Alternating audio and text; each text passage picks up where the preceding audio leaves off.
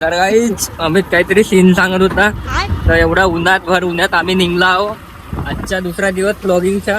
अमित नागपूरवरून आला आहे ना रे, ब्लॉगिंग साठी आलो. तर अमित म्हणते मला हे ऊन बहुत लागत आहे म्हणते. काहून रे? Oh my God.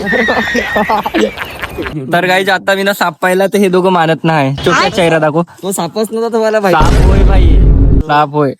ते अमित किडा कुडाला साप म्हणतात. अमितची एक डाव होय ते वाली. प्रतीक भाई चालला आता कॅफेवर. काय म्हणायचं आहे प्रतीक भाई? नाही भाई, हा प्रफुल भाऊ बी आलाय, हा बी आलाय. तुमच्या हातात काही नाही ना रे? हो. आता तुषारची गोष्ट लागतो. तुषारनं का केलं? का घेतलं होतं बर्गर?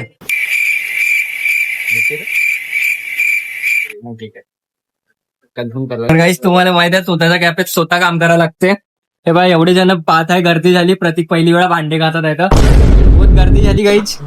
पाहू शकता कॅफे प्रतीक भाऊ वाटे घातत आहे तर गर्दी बघा किती झाली. प्रतीक काही म्हणणं आहे का रे? काहीच नाही म्हणायचं. म्हणणं रे म्हणणं. एवढी गर्दी झाली गाईच. प्रतीक भाऊ वाटे घातत आहे तो. तर गाईज मी आलो सम्यक भाईच्या घरी. आता सम्यक भाऊ पाहू शकता.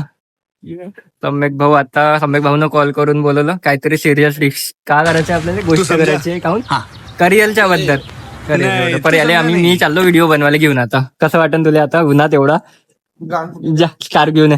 तर काही आमच्यापाशी पैसे नाही खर्चासाठी. न सम्यकच्या जीएफ न 50 रुपयाची नोट दिली होती.